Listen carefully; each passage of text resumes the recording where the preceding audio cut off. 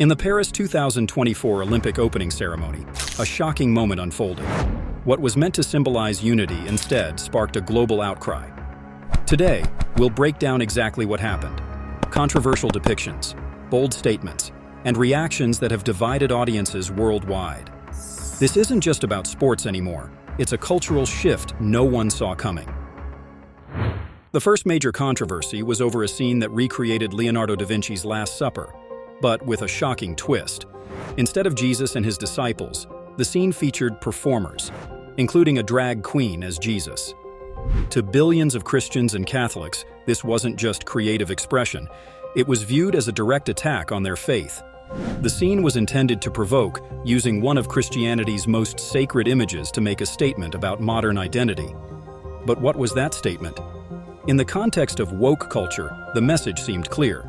Traditional values are outdated, and even the most sacred symbols can be repurposed for political and social agendas. As you can see in the mockery of the Last Supper, the depiction of a drag queen as Jesus Christ only intensified the controversy. Meant to promote inclusivity, the scene instead underscored the forceful efforts of woke culture to redefine and repurpose established religious symbols. To many, this wasn't seen as art, but as a bold statement that traditional religious figures can be taken and reinterpreted without considering the beliefs of 2.5 billion Christians and Catholics. The drag queen in the show is Barbara Butch, a French DJ and lesbian activist. In response to public outcry, she shared a screenshot of her performance, alongside an image of Da Vinci's original painting on Instagram, captioning it, oh yes, the new gay testament." The post was later deleted. The depiction of a threesome was probably the most controversial moment of the entire ceremony. For an event meant to symbolize global unity and celebrate human achievement, this scene felt completely out of place. Viewers were especially shocked by a pre-recorded clip showing three people getting cozy in France's National Library, the Bibliothèque Nationale. They even shut the door on the audience as the trio looked ready to take things further. The official Olympic Games X account shared an image of the threesome along with a quote from Victor Hugo. "The freedom to love is no less sacred than the freedom to think." Presenter Beth Fisher commented, "Only the French could squeeze a threesome into an opening ceremony." Another controversial moment in the ceremony was the portrayal of a semi-naked blue figure as the Greek god Dionysus.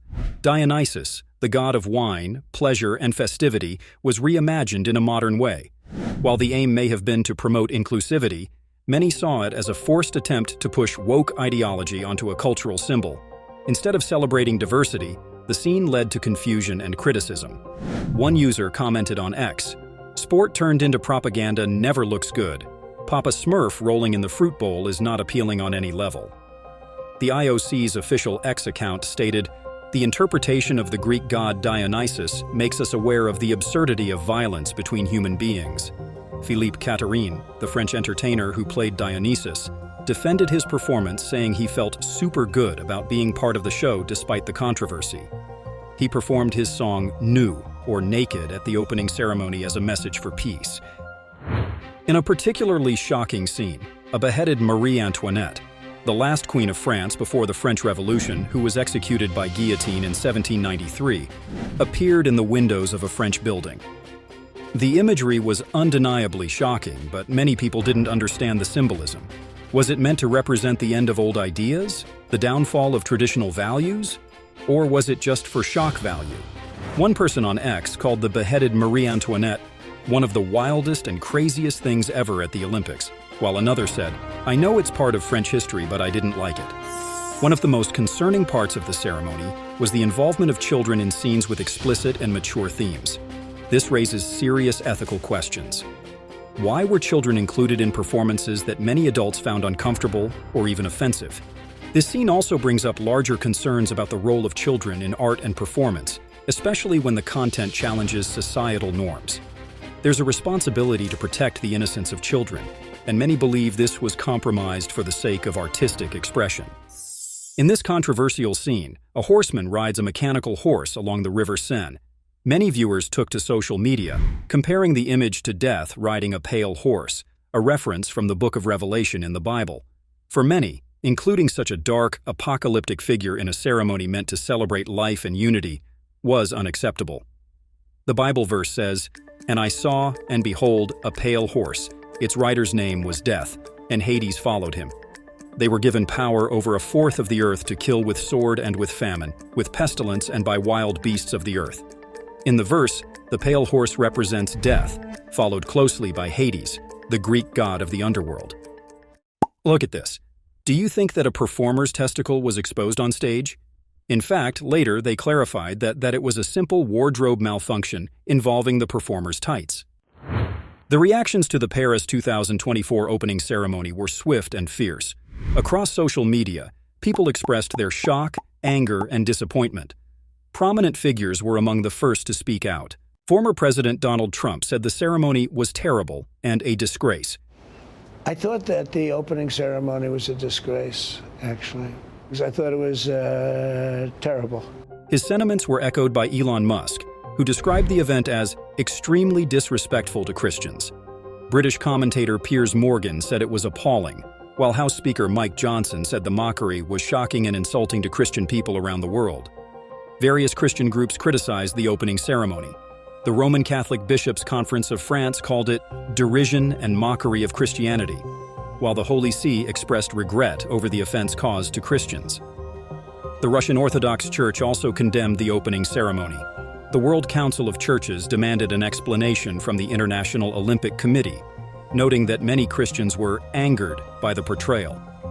The Vatican later issued a statement expressing its sadness over some scenes during the opening ceremony, and can only join the voices that have been raised in recent days to deplore the offense caused to many Christians and believers of other religions. As the controversy escalated, calls to boycott the Paris 2024 Olympics also increased. Telecommunications company C Spire announced that it would withdraw its Olympic advertising due to the outrage sparked by the opening ceremony. In a post on X, the company stated, "We were shocked by the mockery of the Last Supper during the opening ceremonies of the Paris Olympics. C Spire will be pulling our advertising from the Olympics." In response to the backlash, Paris 2024 spokesperson Anne de Camp claimed that the organizers did not mean to offend anyone. Clearly, there was never an intention to show disrespect to any religious group. On the contrary, I think that Thomas Joly really tried to really intend to celebrate community tolerance. If people have taken any offense, we are, of course, really, really sorry. Meanwhile, Thomas Joly, the artistic director, defended the production, claiming it aimed to celebrate diversity rather than offend. He described it as a tribute to French culinary traditions, not a direct reenactment of the Last Supper, but rather a portrayal of a pagan festival. Our idea was inclusion.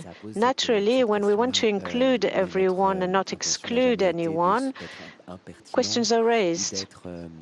Our subject was not to be subversive, as I said earlier on. We never wanted to be subversive. We wanted to talk about diversity.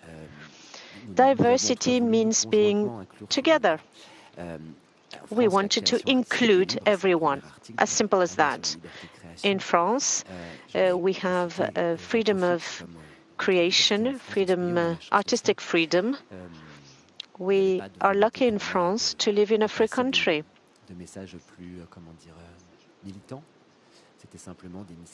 I didn't have any other specific messages that I wanted to deliver in France. We are a republic. We have the right to love whom we want.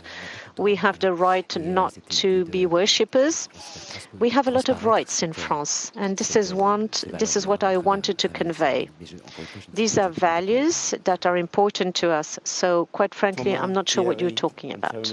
As we can see, the artistic director did not feel regret at all, let alone apologize for the show. Many critics were not satisfied with these explanations. Both the International Olympic Committee and Paris organizers stopped short of issuing apologies. To fully understand the impact of Paris 2024, it's important to compare it with past Olympic ceremonies. The Sochi 2014 opening ceremony, for example, was steeped in tradition, celebrating Russia's history and culture.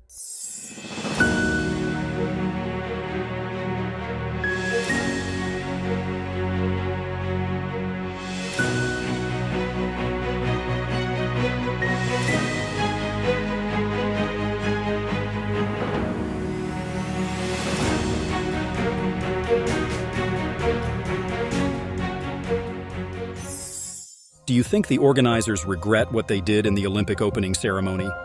No, they do not. They don't care about the global outrage. And during the Paralympic opening ceremony a month later, the drag queen again showed up as a sign of defiance. So what do you think? Was the Paris 2024 opening ceremony a celebration of progress, or did it go too far? Let us know in the comments below, and don't forget to subscribe for more in-depth analysis on the stories that matter.